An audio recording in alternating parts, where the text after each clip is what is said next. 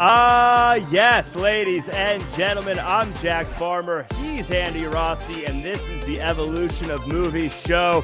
Andy Rossi, I'm sorry, but you got to deal with my broken FaceTime camera instead of my fancy podcasting camera today. What are you talking about? I got you right here. Look at that handsome devil. Sitting on my lap. I don't want to explain why you have a giant picture of me in your...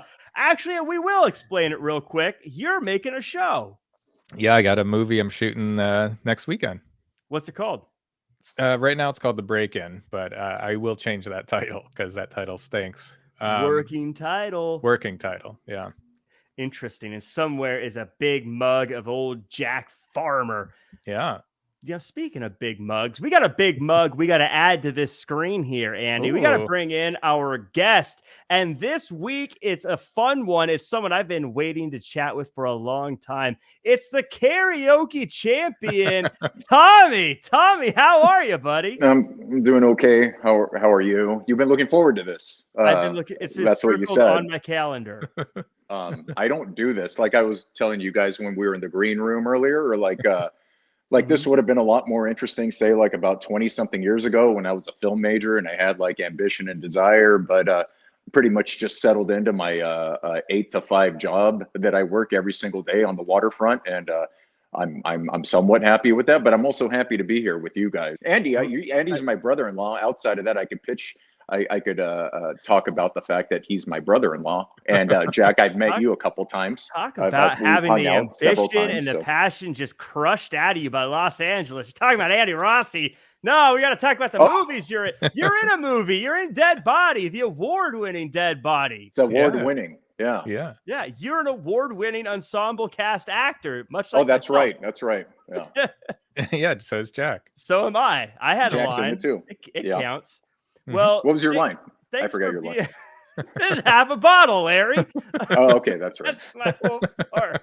Wow, I can't believe you remembered it. So you guys watched this movie, right? No, that's I'm not hosting. But okay, I'm so sorry. Yeah, let's to step Tommy, on your let's feet let's here. talk about the movie. It's a Let's movie. talk about our show first. It's the Evolution of Movies show, and we call it the Evolution of Movies because what we do is we watch a movie and then we talk about it book club style, but we go and watch a movie that came out the year after the last movie we watched. So we started with the movie in 1980, went to 1981, then 1982. Now we're all the way up to 2014, a time when movie theaters had hits like American Sniper, Birdman, and of course, Ride Along with Ice Cube and Kevin Hart. But we aren't talking about those. We're talking about Ex Machina, a movie IMDb describes as a young programmer is selected to participate in a groundbreaking experiment in synthetic intelligence by evaluating the human qualities of a highly advanced humanoid AI. Tommy, had you seen this movie before, and what were your thoughts going into it this time around? I watched the movie a number of months ago because I think Andy, my brother-in-law, who's in the upper right-hand corner, he asked me to be a part of his podcast. So like he gave me the list. I guess you guys started this whole thing with the 1980 thing. Why 1980 as opposed to 1979? I was born in 1979. Let me guess. One of you was born in 1980, but we're just eliminating 1979, right? Because of that, or what? Well, that's a 1980. like 40, it sounds like a good round number. Like 40 years, right? 42, 40 years of filmmaking. It just lined up when we started. Like it was like March till the end of the year would have sequentially we would have got to 2022 at the last week of December. But Tommy, have you seen them? What were you thinking going into it this time? I remember. I thought to myself, I was like, oh, Bronson Pinchot's in this movie or something like that. And I remember. Okay, so this movie came out 2014. Yeah. So 2014. I remember. I imagine I watched the trailer and I was like, oh, that seems like a movie that I'd like to watch, but I never got around to watching it. And I thought it was cool because I think at that time I was kind of into the whole sci-fi thing, but I never got around to watching it. And then always had the intent on watching the film, but then hey, lo and behold, here we are, 8 years later, and Andy brought this whole thing up, and I was like, okay, all the good films were already eliminated from the list. So I was like, oh, let's go ahead and just go with Ex Machina. So here we are watching Bronson Pinchot's finest film, Ex Balky Machina. from Balky from Perfect Strangers. But I don't think. Yeah, Bronson. Go ahead. Well, we talked about a fine movie, though. I'm sorry.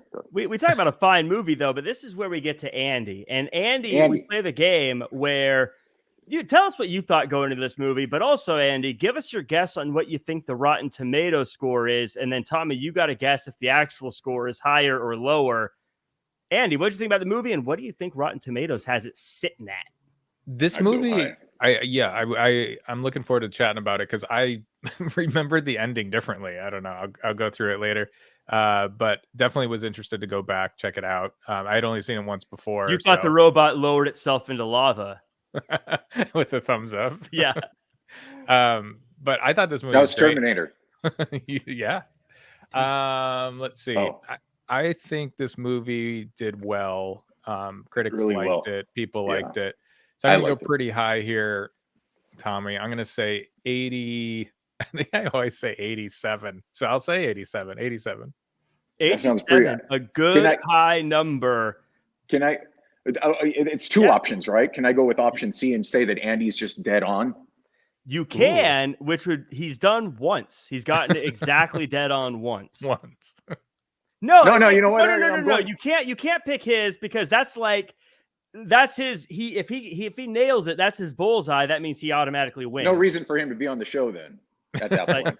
So I'll go with 88. So Andy's definitely wrong on this one. It's higher. It's higher. Mm-hmm. Rotten Tomatoes currently has it sitting at 92%. That's what I said.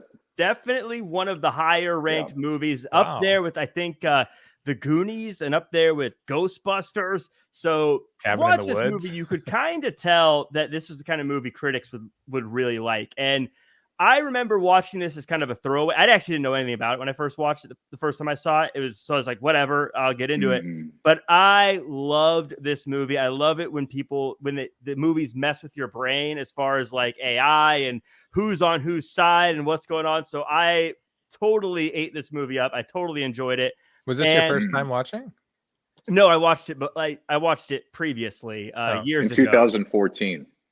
Probably it was on Netflix. It was probably 2016 or something like that when I saw it. But I really enjoyed it. And so I was really eager to go back and watch it and see how well it aged. And I thought it aged personally pretty well. I always say the thing I remember most about this movie, though, is the guy that plays Nathan, the lead programmer. He's good. I watched this movie. I watched X-Men Apocalypse, and then I watched one of the new Star Wars movies, almost sequentially, within a week or next week, the following week. Get away from him. And I didn't realize it was the same guy. And that's when I was like, this dude is good. Because I didn't even realize until after I saw all of them, like, wait, that's the same guy as the guy from these movies. So he continued acting after this movie? So, yeah, he did okay. He's doing okay for himself. Right. Okay. So I was excited to get into it. I'm excited to chat about it with you guys because this is, again, a movie I'm kind of a nerd about now. But before we do, I want to take a second to say thank you to everyone who is listening on Spotify, who's listening on Apple Podcasts, iHeartRadio, or who's watching on YouTube. Make sure to hit the like button, comment, share, subscribe, click the little bell so you get notified when new episodes come out. All that good stuff. It's the very literal least you could do. Yeah. Just do it already. Why do I have to keep bugging you? Every show, Andy. Every show I got to deal with these people. Just hit the like button. Why don't you? Yeah, and stop giving us twos. Does that make a difference? Either 1 or 5. Makes a difference for my ego. We got a 2 on Apple Podcasts, and they didn't have the guts to leave a comment about why. Didn't have the moxie. Moxie is a good thing, isn't it? I'm gonna start calling out our low reviews. I just don't understand. You either give it a 1 or a 5. You either like it or hate it. Yeah, I feel like podcasts are very much it's like a restaurant. You shouldn't get an A, a B, or a C. It should be A or F. If you don't get the A, you get an F. Yeah, I agree. In any case, this show. I think this guy put a lot of thought into it. I think that's the problem with today's world. No, the answer it's always like it's always black and white. I think this guy put thought into it. The 2 out of 5, that's good. That's gray area. That's what we need more in life. It was so I mean, it's not my show, but Yeah, I would. It was. I would take it to heart, and I would say, well, maybe look inward and think about like what it is that we need to work on. But that's just. Oops. Sorry, Tommy, we lost you there for a second. I thought we did. Sorry, see how that works, Tommy? You're dead on. It's either a 5 or a 1. Let's get this show going. Let's talk about this. Let's go. Let's talk about this. It's like a trap door. So we're gonna start at a high-tech company. A tech guy wins the prize, and he's headed to the boss's estate. Once there, a robotic voice takes his picture and greets him. Caleb walks around the impressive home, and Nathan, the boss, gives Caleb a key card that gives him access to the rooms he's allowed to go into, but not to the rooms he's not allowed to go into. Nathan says this is not a house, but a lab, and Nathan is very eager to share what he's been working on. But first, Caleb must sign a very binding NDA. Caleb does, and Nathan asks, "Do you know what the Turing test is?" They explain it's when a human interacts with a computer but can't tell it's a computer, therefore being artificial intelligence. And if they have actually created artificial intelligence, it's not the history of man, it's the history of gods. Tommy, I always ask our guests, first question, tell us a little bit about the characters and the world that they live in. Holy shit. All right. I'm sorry. What's the rating on this show? There goes the explicit tag. Oh, I'm sorry. Okay. Beat me out, Andy. That's why they gave us 2 stars. They were like, I didn't like the language. Well, no. I mean, to start off the movie, like they're inside of this office, right? Full of like a bunch of tech people who are like ultra fit, not one overweight guy in the group at all. And it always makes me think about like the Matrix, how like everybody in the Matrix, except for who's the guy, Lawrence Fishburne, right?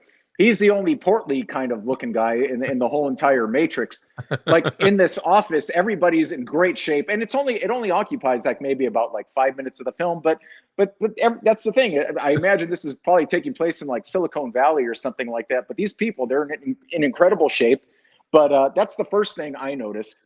And then he looks at his computer. Everybody's in great shape. Everybody's at least easily like beneath, like I would say, like 5% body fat. The Caleb guy, he ends up getting an email, and they're like, "Hey, you won." So like Caleb's a good-looking lad.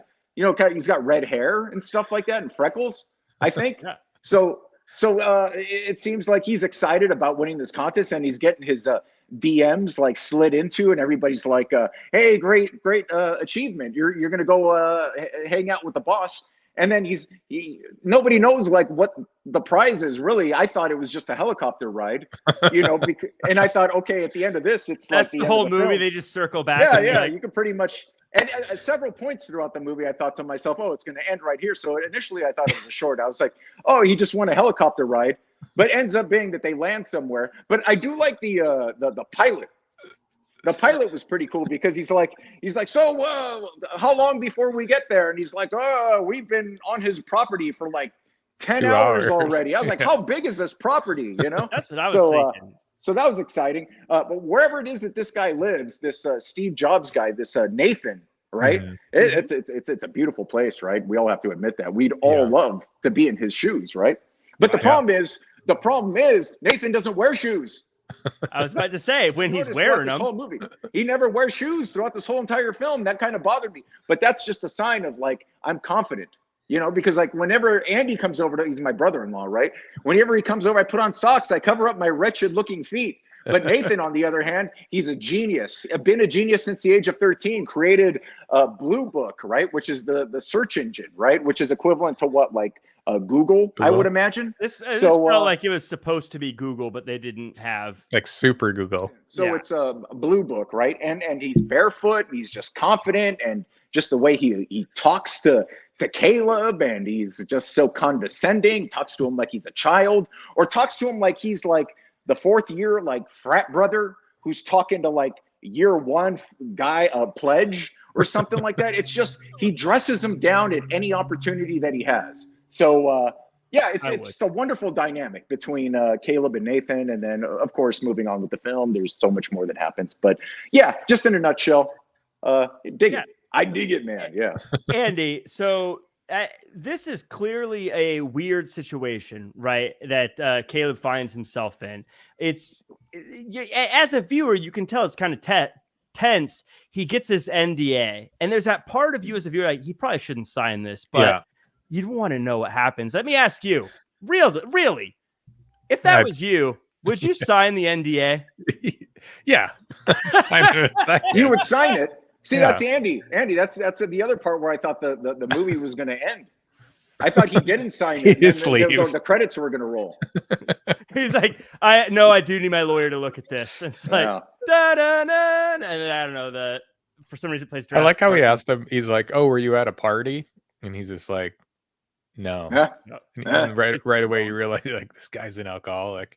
But he's like boxing too. So I thought we were going to see some boxing later on. Well, I actually want to talk to you about that, Andy, because I thought it was interesting. One, Tommy mentioned that how they said they were flying over the state for 2 hours, which kind of makes you feel isolated, even though there's nothing necessarily holding you in. But also I thought with the boxing, it told us right away that Nathan can be aggressive and is probably the physical superior to a Caleb. So there's almost this, like, you're stuck in there with this guy who is smarter and probably stronger than you, which made him a little more intimidating, even though he wasn't necessarily an intimidating person in there. Yeah. And it was, to me, it was weird that he lived alone in this monster place without any animals or anything. Like, I thought he was going to have like a tiger in the basement or something, but he's got things to keep him. Yeah, I was going to say, I guess he has enough things. Yeah, he's got. I will say, I didn't think we got to that part of the film yet. Yeah. I will say, for a guy that's done so much, I never see him actually work once in this movie. That's interesting that you bring that up, because I was convinced during like the first half of the film that he kidnapped or like killed like the real genius in the movie. So like the Steve Jobs character, or the Steve Jobs character, like, you know, or the Bill Gates, like the guy who's really responsible for creating Ava and all this amazing tech. Like, because the whole entire time, like, while Caleb's like, hey, let's talk this theory, and let's talk, your philosophy behind such and such, and how we got here, and you're about to present me this amazing sex robot, and I want to know how it is that, you know, because usually, what do they call it? Like with the robot, like the body might be amazing, but she's got those dead eyes. Ava certainly did not have those dead eyes. Like, you could definitely have sex with Ava and think to yourself, like, I had sex with this amazing woman. But well, they do talk about that a bit. Now, we're jumping ahead. Let's go on to the next section. Wait, to go off what Tommy was saying though, that is true though, because he was saying he wanted to talk all like tech to him, and he goes, I just want to like bro out, and have a beer, and just like hang out. It's pretty good. No, that would have been an interesting twist. Yeah, that's the part where this guy he killed Steve Jobs, and he's like, every single time it's like, dude, I know you're like super blown away by this crazy compound, by the helicopter, and everything's just so super cool, you know, and can we just get beyond that and like shoot pool and just like hang out, you know? I wish Caleb had a little more backbone, because if I was hanging out with like Jeff Bezos, or if I was like hanging out like with Mark Zuckerberg, and he's like, Jack, can we just get past that and be bros? I'd be like, no. Do you know who you are? Do you know where I am? No, we can't just act like bros. You meet Tom Brady, and he's like, I don't really want to talk about football. Yeah, I get it. Anyways, remember when you won the Super Bowl? But let's talk about the next part of this movie. Nathan watches Caleb, who sees a robot. It introduces itself as Ava, and she says she's never met another person, and they decide to break the ice and talk about language. Speaking of language, Nathan remembers that whole God comment a little differently than Caleb does, but Nathan says, this robot and AI is so good, I want to show you that it's a machine and still see if you still think she has consciousness. That night, Caleb watches Ava on a monitor, and she eventually looks at the camera and the power goes out. Caleb starts snooping around, and Nathan catches him. Nathan explains the power outages have been happening regularly and the doors are going to lock him in and he can't use the phone. The next day, Kyoko wakes up Caleb and he talks to Nathan about how to test Ava because she's too advanced for simple conversation. So Nathan asks Caleb to ditch the textbook stuff. And now that he knows how Caleb feels about Ava, it's time to figure out how Ava feels about Caleb. Andy, I would be terrible at running this test because I would say, Ava, what color is my shirt? And she'd go gray. And I'd be like, oh my God, she's got AI. Yeah. I'd be very impressed right away.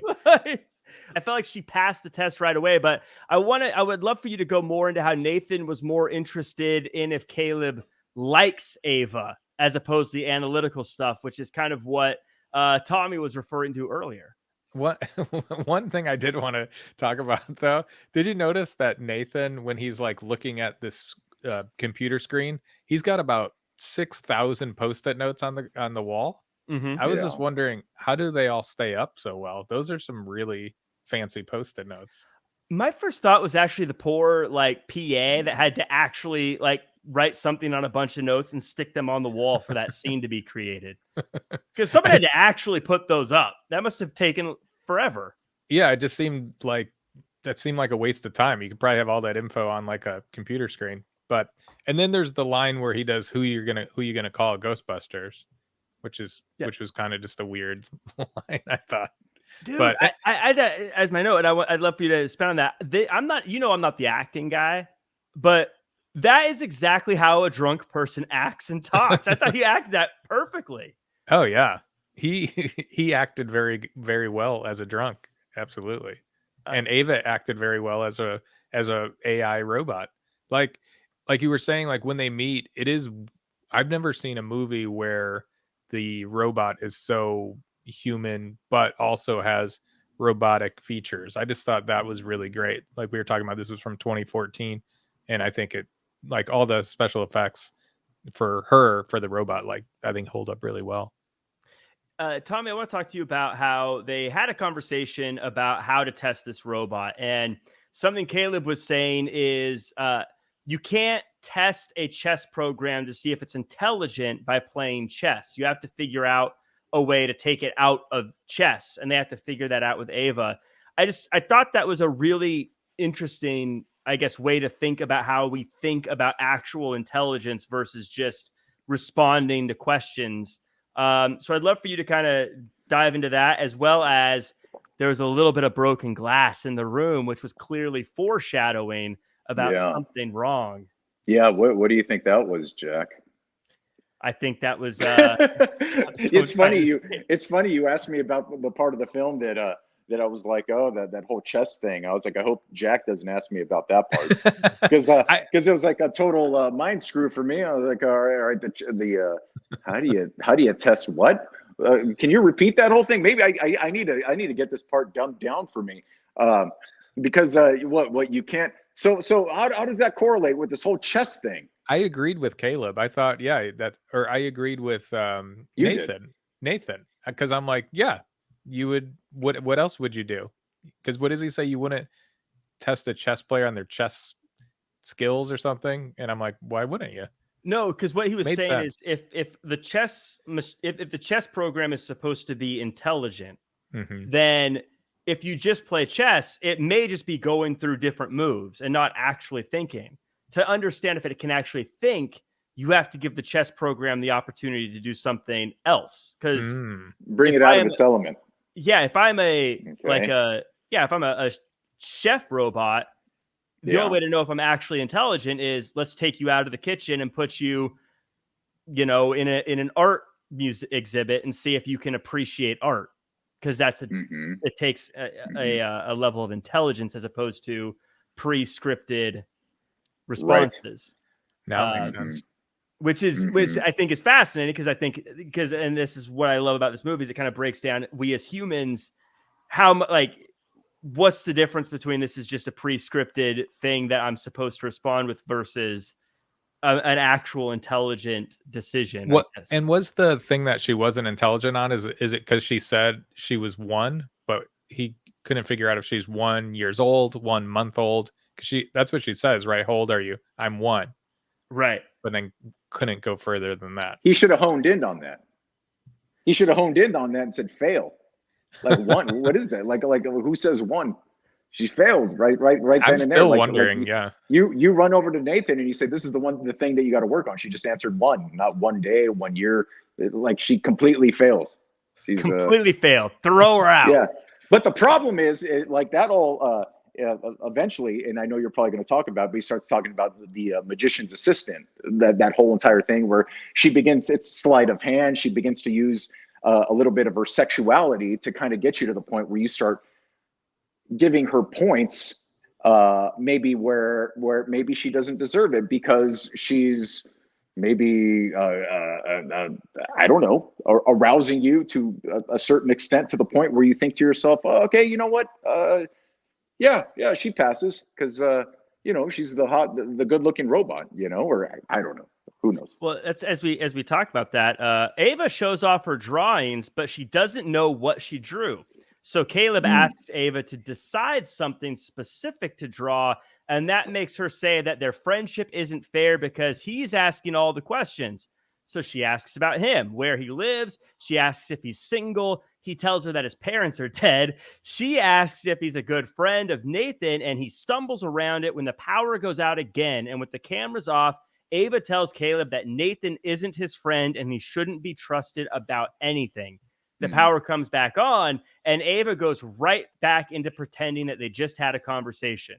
Later, Kyoko spills on Caleb, and Nathan is upset about it and jokes about having contractors killed. They break down the conversation Caleb had with Ava, and Caleb doesn't mention anything about the comments on not trusting Nathan. Nathan even asks specifically about when the cameras went off, and Caleb doesn't tell him. That night, Caleb watches Ava sleep through a monitor. The next day, Nathan is waiting outside of Caleb's door and shows the place where Ava was created. Nathan says he used the world's cell phones to duplicate facial expressions and use search engines to create the software. Tommy, I want you to really put yourself in the shoes of Caleb right now. Would you have told Nathan what Ava said when the cameras were off? Would I, or if I was if I played Caleb? If you were Caleb, if you were in that spot, if Tommy won this trip and Tommy got flown out, and you didn't have her shredded because she didn't know her age, would you have? That's where it would have ended, right there. Yeah. Would you have told Nathan that she said not to trust him? Or because I would have to imagine that it's all a trick. I mean, just because the lights turn red doesn't mean that like they're not monitoring me. That's it. Right. They're watching. Yeah, Nathan's a smart guy. They're like, oh, power outage, so on and so forth. It's all smoke and mirrors. He's got to be watching. That's exactly my paranoia would have got me to that point where I would have thought to myself, he definitely knows what the heck's going on. There's no way that this is all blacked out for him and inaccessible. Like I'm out that door, or like when the door opens up, I'm like, yeah, this is going on between me and the sex robot, or me and the robot, right? Because I don't know. I don't want to. Robot. Why do you just by nature, I'm just kind of a weenie. I want to hold on to my job, and am I gonna really at the end of the day, like, what were they saying? Like Nathan, what he hacked into all these cell phones to be able to find out, all this information about, like, well, I guess later on in the film, I don't necessarily want to get to that point, but like, there's a reason why this robot appeals to Caleb, right? Because he said, hey, okay, so you hacked my cell phone and you were able to look at my my pornography inquiries, and apparently how Ava looks, right, lines up perfectly with a lot of like the stuff that he likes to jack off to, right? So at that point, I mean, sure, like, okay, I guess, like, if she was like a human woman who looked like the type of women that I like to jerk off to, then, but if I was positive that she was a woman, then maybe I'd say, okay, like, I'm not going to go and snitch her out. But because she is a robot, I'd be like, oh yeah, you did a great job, creating that sex robot that looks exactly like the woman that I want to jack off to. But she's a robot and I don't want to lose my job.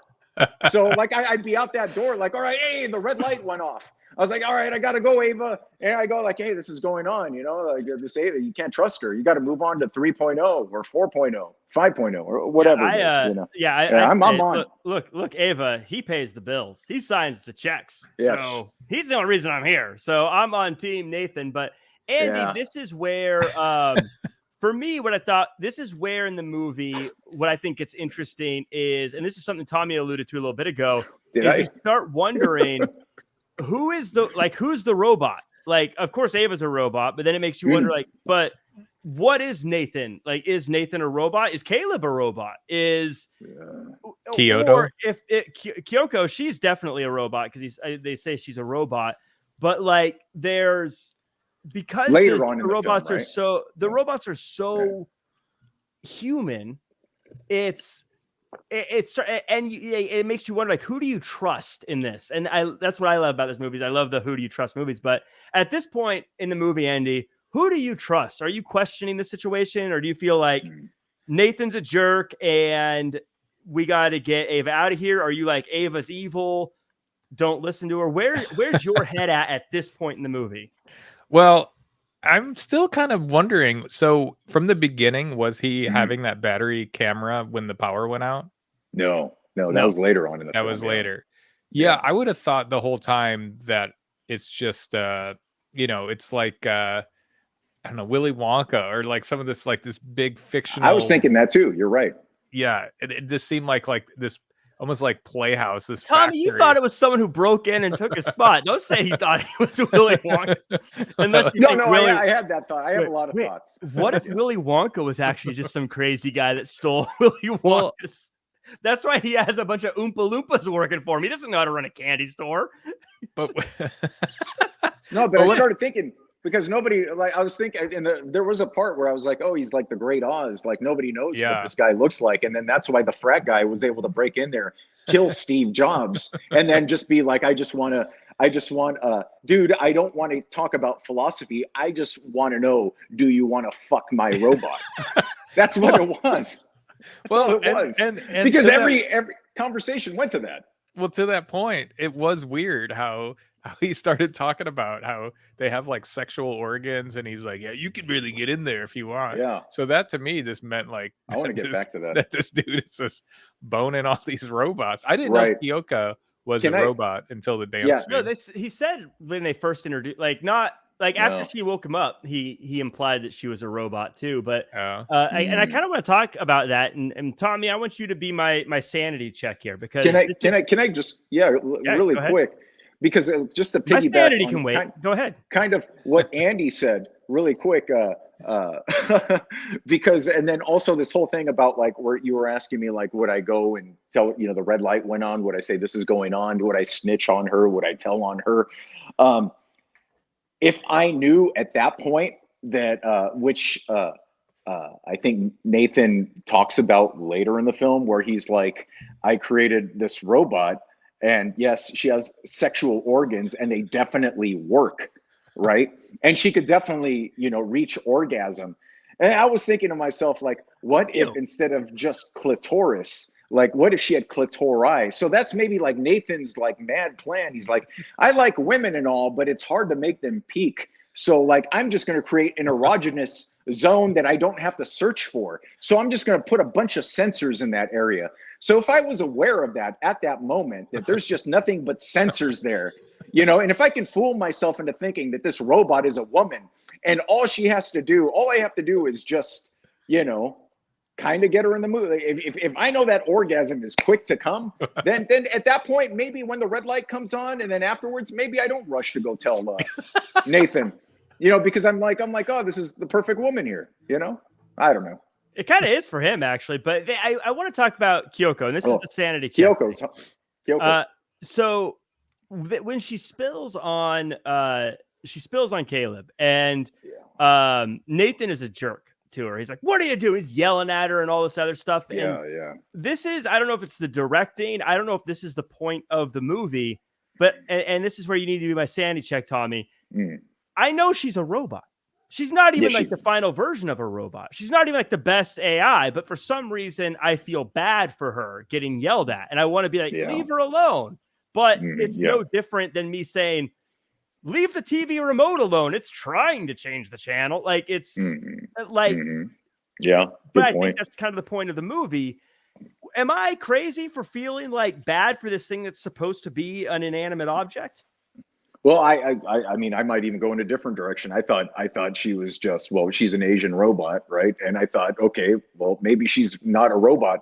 I thought there's a chance that like maybe she just doesn't speak English, which is definitely, I think, a direction that they just kind of played with for a little bit. But yeah, I mean, because later on in the film, like when she starts kind of removing a little bit of her skin, it's like it's a little bit of a reveal that like, okay, we're dealing with a robot here. But I mean, one could kind of infer with everything that's kind of going on throughout the whole entire film that we're probably like anytime you come across a sexy looking female throughout this film, there's a pretty good chance that she might be female. But I think they did kind of toy around with the idea that like, she just might speak Japanese or whatever, or Korean, and she just has absolutely no idea what's going on here because, you know what, I just needed somebody to be here that I could have sex with, whether it is an Asian robot or whether it is an actual Asian human. Yeah, I don't know. I just two things that just interesting lines that like bounced around in my brain after this watching this was during the scene was Nathan says search engines are like oil before the Industrial Revolution. It's a ton of product that we don't know what to do with. And search engines aren't what people are thinking. They are how people are thinking, which is a very interesting. Again, I just thought those were interesting things that have now rattled around in my old tin can of a brain here. So as we continue on, Ava Session 3. I broke this up by when it said Ava Session, by the way. That makes sense. Ava draws something specific, and it's a tree through a window. Caleb asks where Ava would go if she could leave, and she says she would stand in an intersection to see as many people as possible. Ava has Caleb close his eyes, and she emerges dressed with a wig on. She says she'd like to go on a date, and she thinks that Caleb likes her, and she hopes he's watching her at night, but doesn't want to make him feel uncomfortable. Caleb and Nathan debate giving sexuality to Ava and whether or not consciousness can exist without imperative for interaction. Plus, it's fun. Caleb thinks that the flirting was programmed to be a diversion tactic. Nathan explains that in a way, Caleb was programmed like all humans from nature or nurture or both. He then says that Ava has not been programmed to like Caleb, but you can't blame her for it. Meanwhile, Kyoko listens on. Andy, I want to talk to you about the way they made us as viewers feel for this robot. Again, Ava, they very much humanized her picking out her clothes. And I don't know, just as a filmmaker, I want to talk about this part. Just the way they did it kind of slow and the music and everything. Again, you kind of stop and go, this is not a living thing, but I'm starting to feel for this thing. Yeah, and you actually mentioned the music too. The music in this movie is great. Like just like on the times that you're like something weird's happening, like just great like ambiance of music. But yeah, I was wondering what was going on, why she had all those wigs, why she had all those dresses. To me, it was super creepy. Why he needed to make her feel human like that. And then what we find out later is that she's not the only one that has had these wigs and these dresses, which makes it even more creepy. But I think it's you as a viewer, like in the beginning, when you see all her robotic stuff, I think like Tommy mentioned, I would have went and told him, hey, this robot's acting crazy, says I shouldn't trust you. But then once she's more like human, has the wig and the dress, then I'd probably be like, all right, baby, I'm on your side. And she had the clitori. But yeah, this is where they talk about her being the magician's assistant, and like, does she need to have this aspect to her? And we've made a lot of jokes about it, obviously, and I think anyone who sees a movie like this, that's the first thing you think of. But it is interesting. Would this be a different movie if that was off the table, or would this test be different if you took out those parts? And does the fact that emotional connection, as they say, the imperative for communication, the imperative for interaction, that is created by sexuality, it does.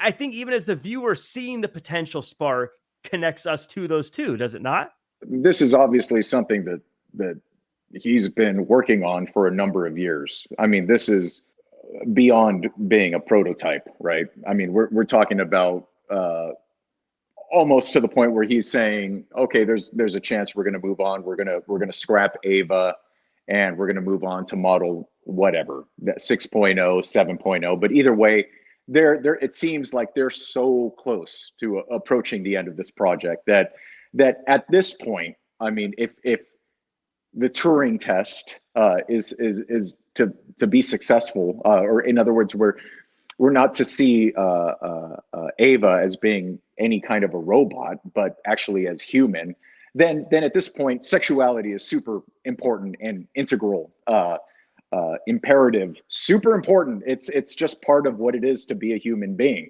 And yeah, I mean, I don't want to jump ahead, but like, obviously she uses that, you know? So, I mean, we're talking, like I said, it's a late stage of this project. And I mean, to the point where she can use every ounce of her humanity to be able to reach whatever objective it is that she's created for herself.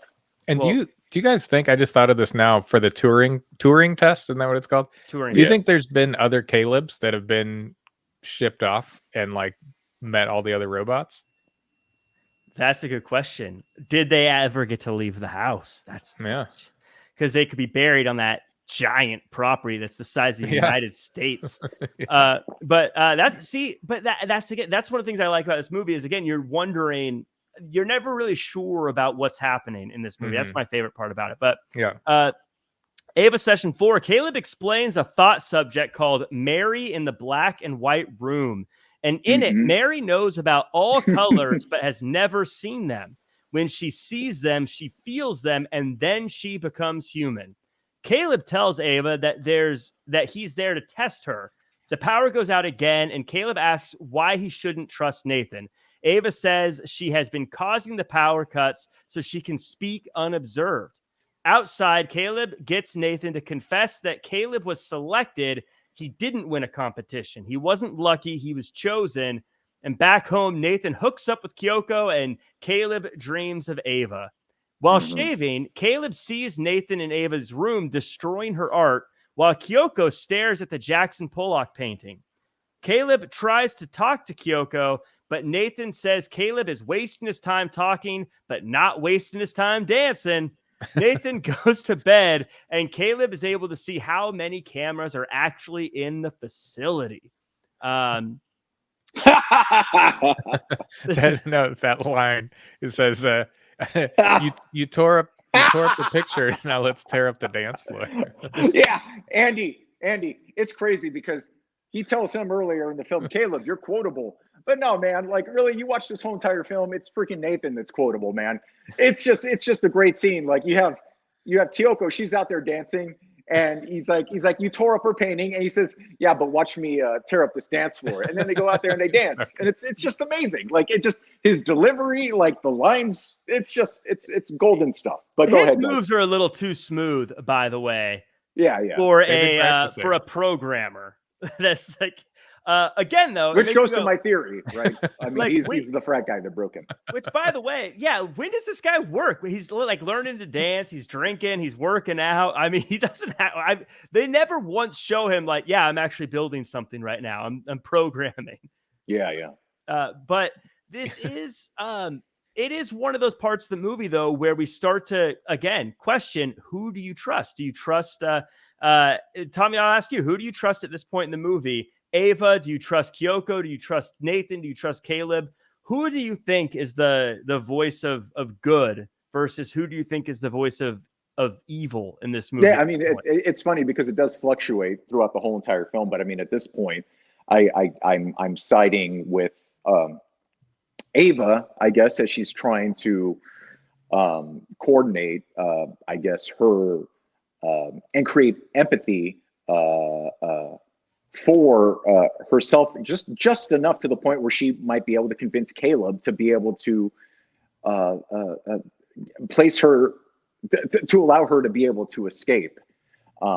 So it's exactly what Nathan does talk about later in the film. It's just it's the rat in the maze. He's like towards the very end of the film, like I don't even know if am I supposed to go in that direction. You're not asking me about like who it is that I trust at the end of the film, but nope, just right now. Yeah, just as it stands right now, I trust Ava, and I trust what Caleb has, or what both of them have coordinated with one another to be able to place Ava in a better situation. So if there's anybody who's nefarious and has is the epitome of evil throughout this whole entire film up until this point, it's definitely Nathan.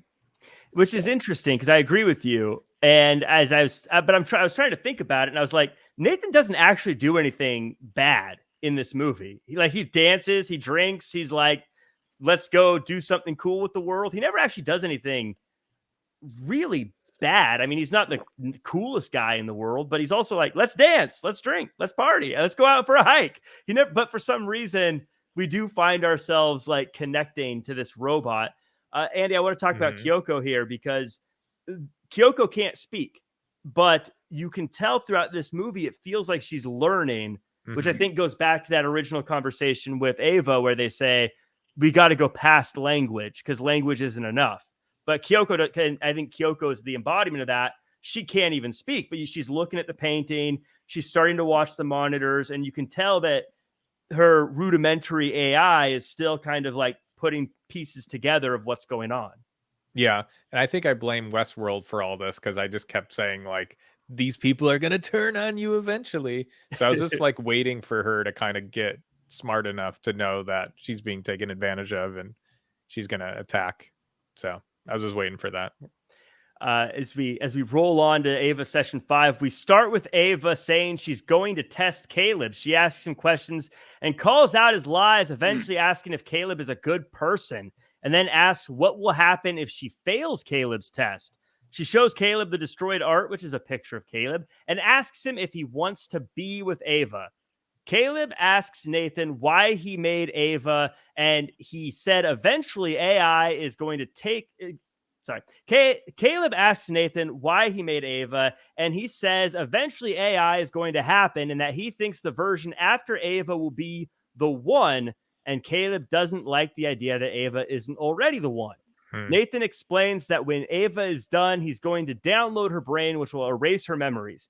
Nathan tells Caleb not to feel bad for Ava, but to feel bad for himself, because one day AIs will look back on human skeletons the way we look at fossils. Nathan passes out from drinking, and Caleb steals his key card and goes hacking into the system. Caleb watches different versions of the AI get built and eventually rebel and want out. He goes through Nathan's closet and finds multiple other AIs, and Kyoko exposes her circuitry to show she is also an AI before Caleb returns the key card. Caleb can't sleep as he starts to question whether or not he himself is an AI and tries to look inside himself by cutting his arm open. Meanwhile, Kyoko watches him from the monitor.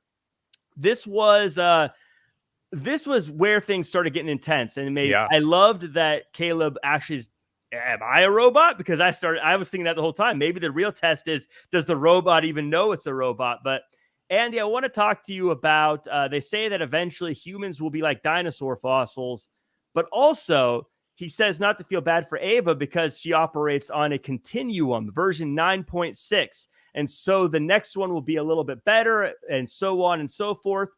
Kind of like human evolution in a way.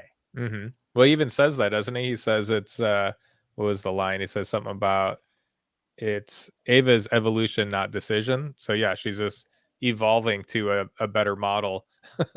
but I'm just laughing because he could have made these robots anyway, right? He could have made one look like Danny DeVito. He could have made one look like a little, I don't know, Steve Urkel. I don't know why I'm thinking of these random things, but he makes them all like these hot ladies. And it really does look like he's just got a whole closet of sex robots. Like when he's opening all the things and you're seeing all these naked women, it's like, what's this guy really doing here? I don't know. It started getting weird to me. But I think the thing that surprised me the most during all this was Caleb cutting himself, because crazy to think that he's only been there a week, right? In a week's time, you have it in your head that maybe you're a robot. It just seems like, man, this guy's under a lot of stress. But when you see how good of a robot Ava is, like, because if you didn't know any better, if you saw her like dressed with her circuits covered in a wig, you'd never know. Which is obviously something we'll get to.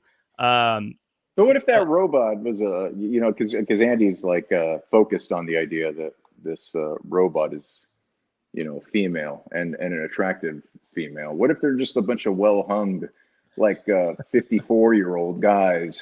Like, how is the movie any different at that point? Really, because at the end of the day, like there really shouldn't be any difference between, okay, well, it's an attractive girl, like say maybe in her late 20s, maybe mid 20s, versus just a very well-hung guy, who's maybe in his 50s.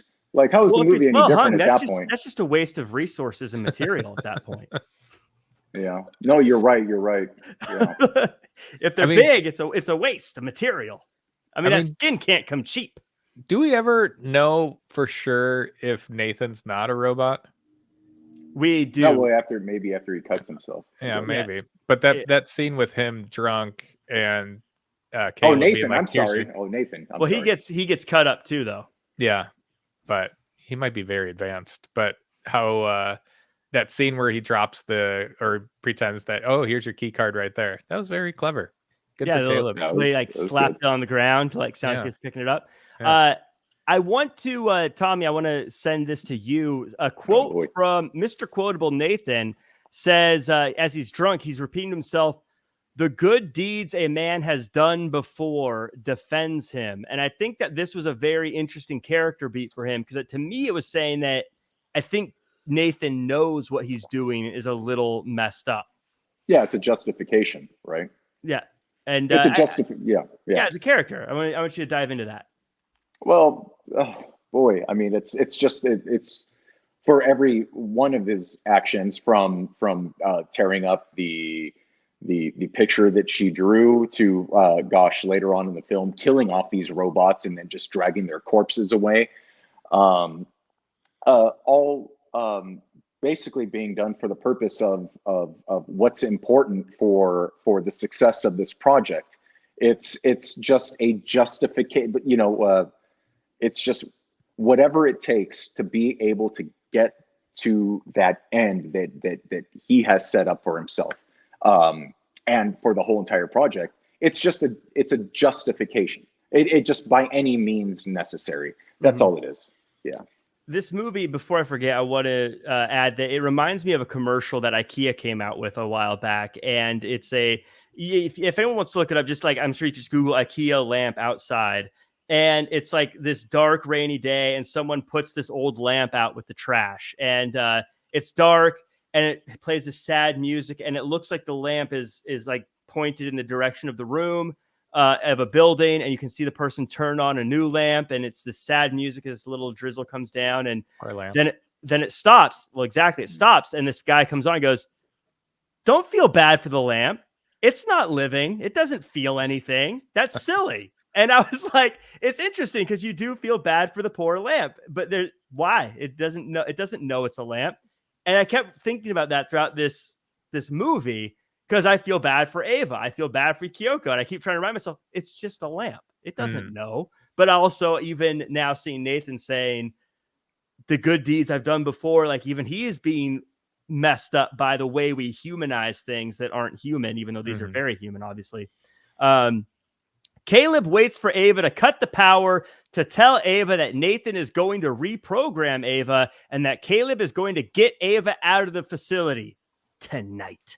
But the plan hits a speed bump when Nathan doesn't want to drink. And Caleb says Ava passed the test, but Nathan says, maybe the question isn't, does she like you or not like you? Maybe she's pretending as a means of escape. Caleb says Nathan is twisted, but Nathan says he's going to show Caleb something. Meanwhile, Kyoko visits Ava for the first time. Nathan shows Caleb the tape of Ava and Nathan talking, this time with audio, and Ava says she hates Nathan, but Nathan shows he used the moment to place a hidden camera, and Nathan knows about the escape plan. But this outcome was Nathan's plan in the first place, to see if Ava would use all of the things at her disposal to escape, and she did.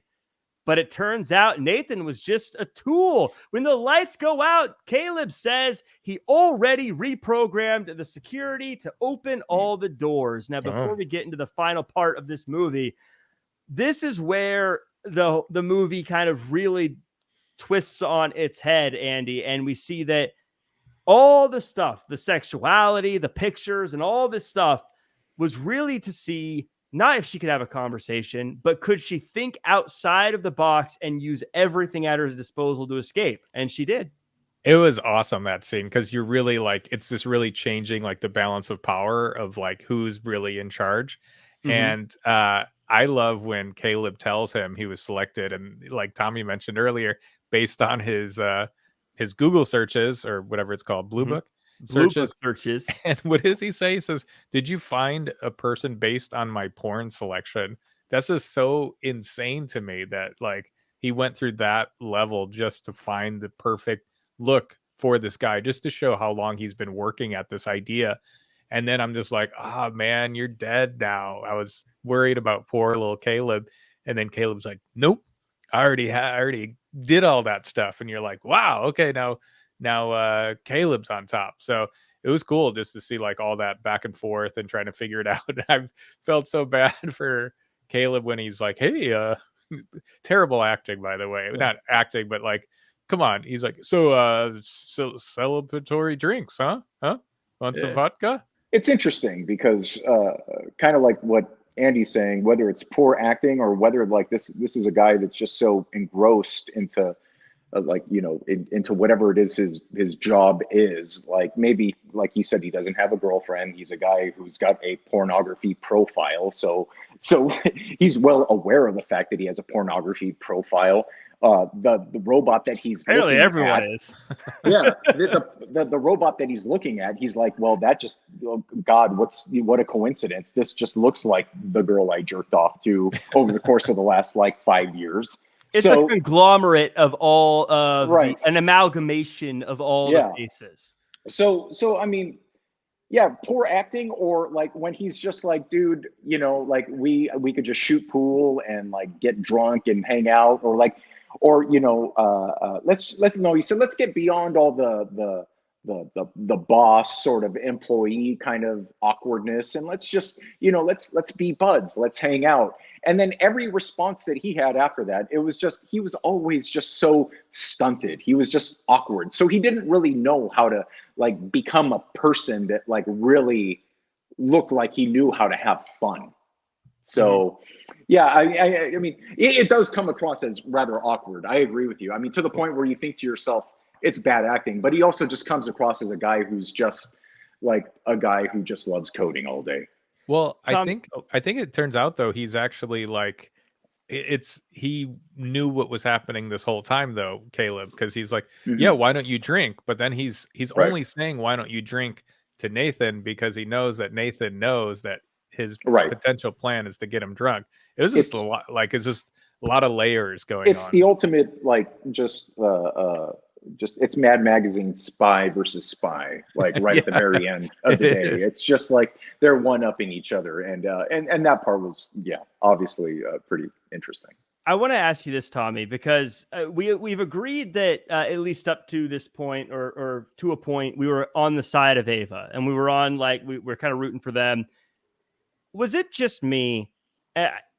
Do you agree with this? And I want to know why this was. When the doors unlocked, I thought, oh shoot, Ava's free. Like if I was rooting for her, why was there that like, oh my God, she's out, run and hide?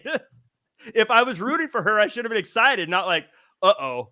Yeah, no, I could see why you're conflicted. I think I had finally gotten to the point where I felt pretty conflicted. I mean, it's funny because I did feel like that, right, when that happened. And it's an amazing shot, too, at the same time, because when she walks into that hallway, they have this really interesting shot where it's like, it's from behind her. So as a cinematographer, as a filmmaker, it's just, it's a very empowering shot where it's like, you think to yourself, okay, well, shit's about to go down. And like whatever Ava it was that we knew before, it felt like now suddenly we were going to start dealing with who was it, the female robot from, is it like T3? Like suddenly she was going to be able to have like some more enhanced abilities, which she didn't. I mean, she was rather awkward when it came to whatever physicality it was that she had available to her when she did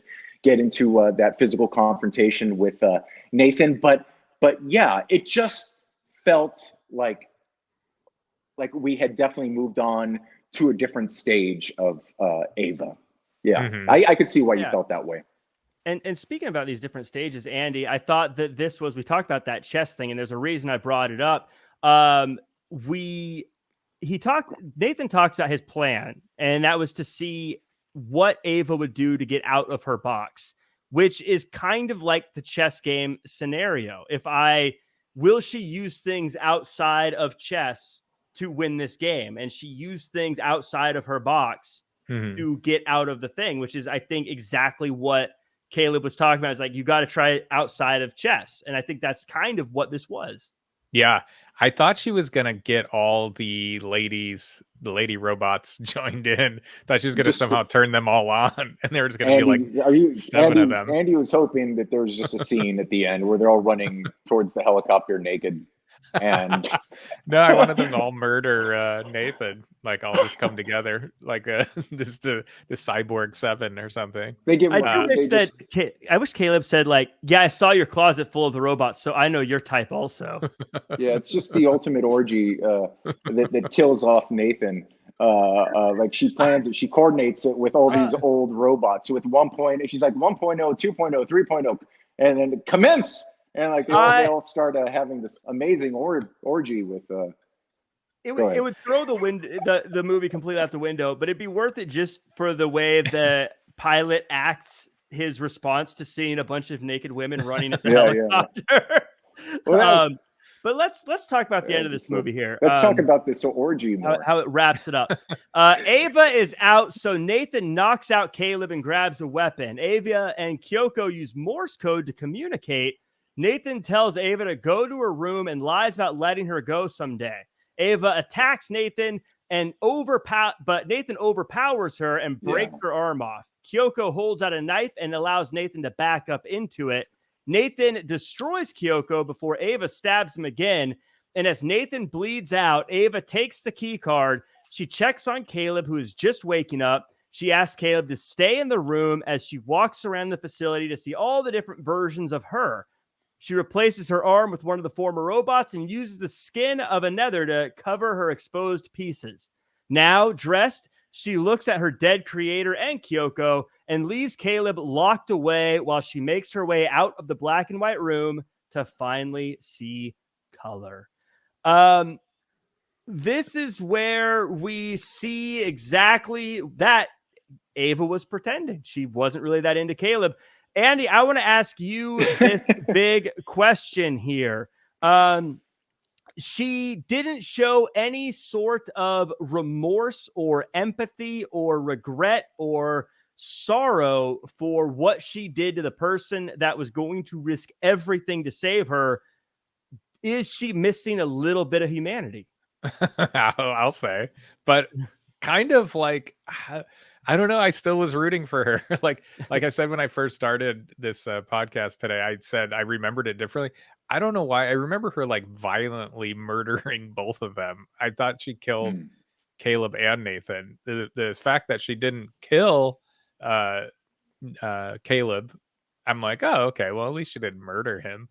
But I did think, I thought she was going to be, what I thought was cool is they didn't have her like a crazy Terminator robot. Like she didn't really know how to fight. It was like Tommy said, it was like an awkward fight scene. And then I was kind of like, you want her to kill Nathan, and then you want her, and then like when he gets on top of her and knocks her little arm off, I don't know, maybe this is the way Alicia Vikander, the actor, like she just looks so sweet there that you're like, oh, her poor little arm. Like you're just like, I want her to murder everyone. It's interesting, really quick, just to interject. Like it's the first time you really do see her act as a robot. I mean, like everything that we've seen throughout so many years of film, like when a robot loses a limb or is damaged in any way, suddenly they start moving in a very static kind of way. Right. And that's exactly what she displayed at that moment. So I think that's where the sympathy kind of set in for you at that moment.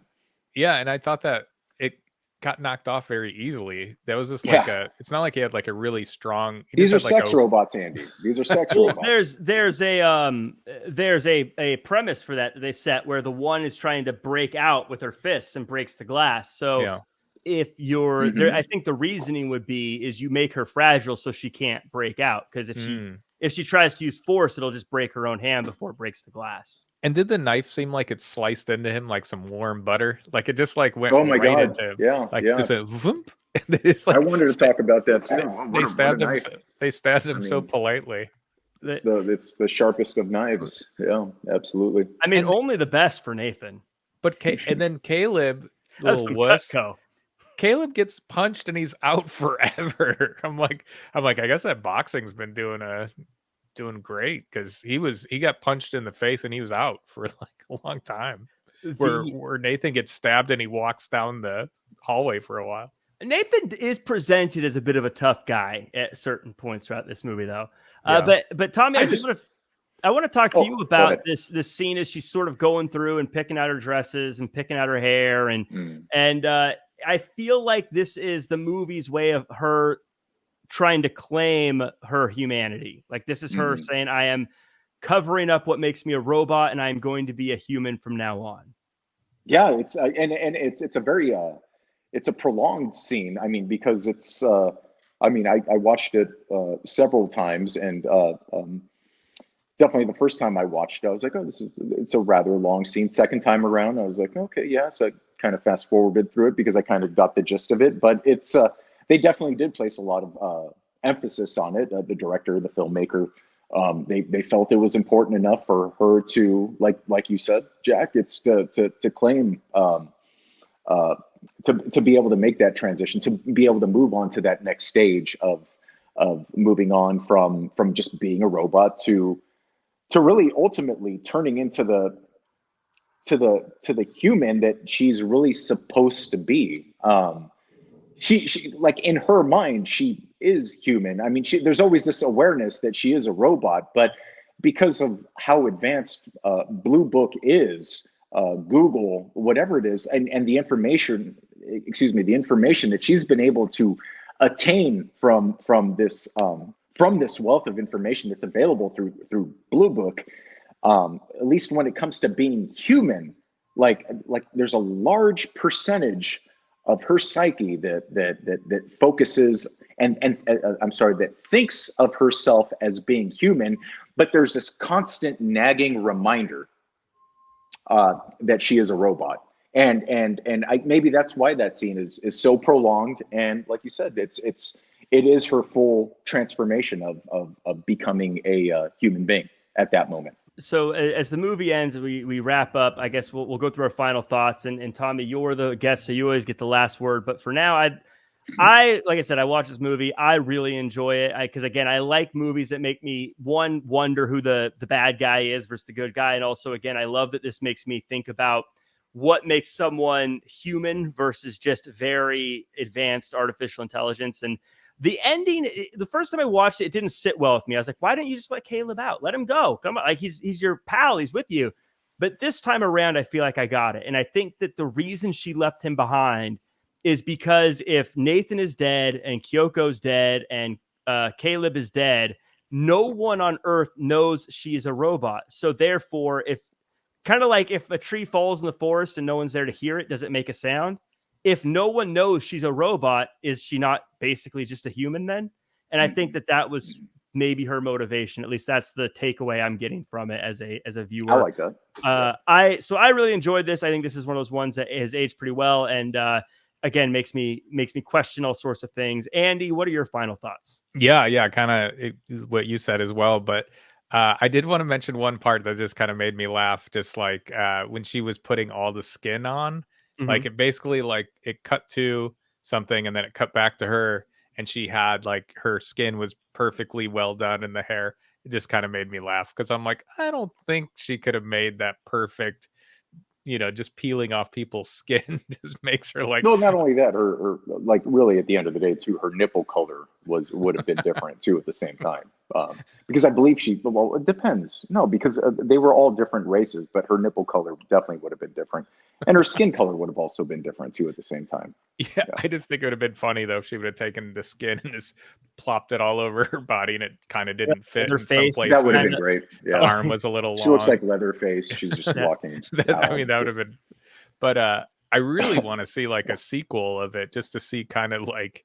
I couldn't help but go to like comedy in my head, but just to have her as like this robot in like New York City, like at that intersection there, which would be funny. We saw it before. It was Short Circuit. Like, yeah. I think I may have mentioned that. Or Vicky the robot from. No, it's funny because I was going to say that earlier. To me, it kind of reminded me of a darker take on Small Wonder. I was like, this is the weirdest episode of Small Wonder that I've ever seen. Basically what Bel Air was to the Fresh Prince of Bel Air. This is like the darker version of the Fresh Prince of Bel Air. But Tommy, what were your thoughts of this one, and what did you think about going through it this time around?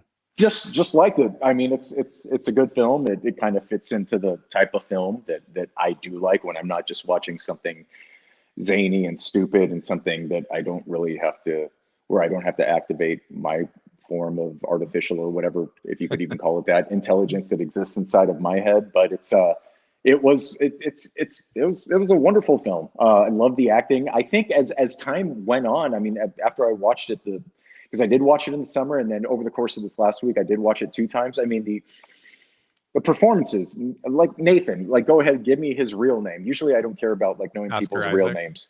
Okay, there you go. So Oscar Isaac, wonderful job. Not that you care that a waterfront worker from San Pedro thinks that you did a great job, but hey, it was a wonderful performance. It's the highest honor.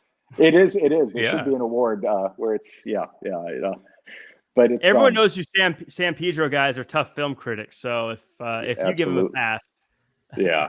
But no, it was a great film.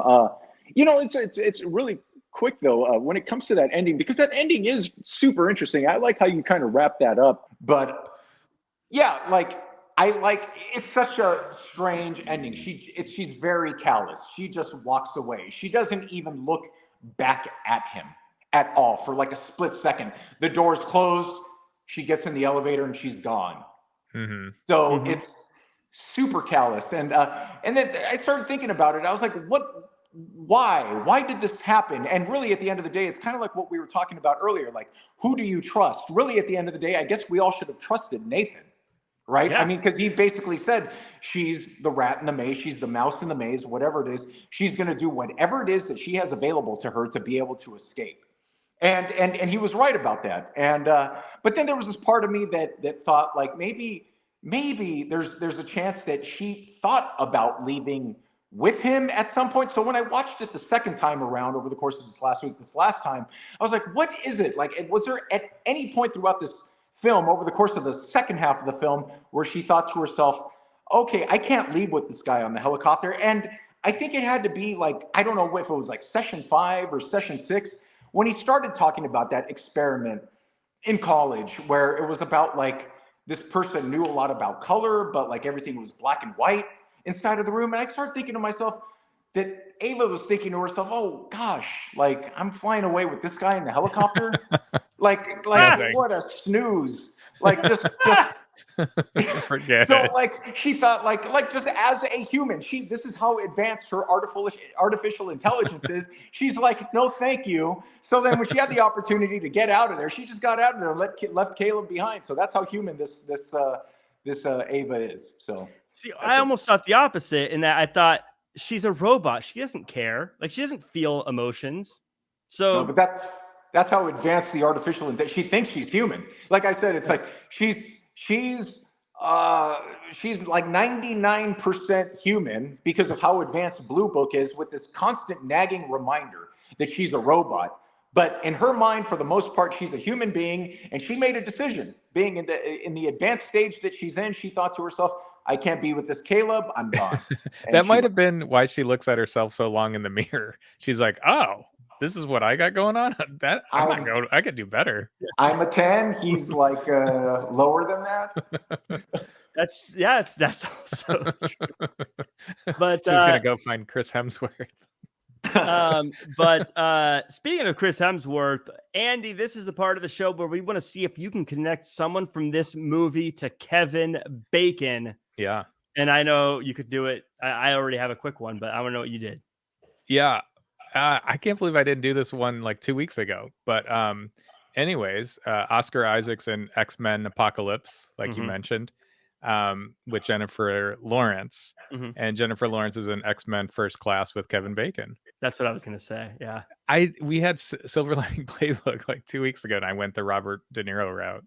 Oh, that's right. Yeah, Jennifer Lawrence was in a movie with Kevin Bacon. Yeah. In any case, you had an easy connection one way or the other, but that does it for the show. Next week, we're going to move to 2015, and we're going to talk about Southpaw before going to 2016 for Nice Guys, and then heading on over to 2017 for Baby Driver. That one's got a banging soundtrack, by the way. But that does it for us. Thank you so much to everyone who watched, who listened, who particularly, if you like, you comment, you share, subscribe, just do it already. My name's Jack Farmer. You can find me at Real Jack Farmer across all social media. Andy Rossi, where can the world find you and what you're working on? You can find me at Just Andy Rossi. And Tommy, thank you so much for being on. It was an absolute delight. Where can the world find you? I'll give out my email address. You sure you want to do that? No. You can find Tommy on the docks. You can find me in San Pedro somewhere. Oh, come find me. No, but thank you so much for being on. That does it for us. And thank you for everyone who watched. Again, listen, whatever. You got it. We'll see you all next year.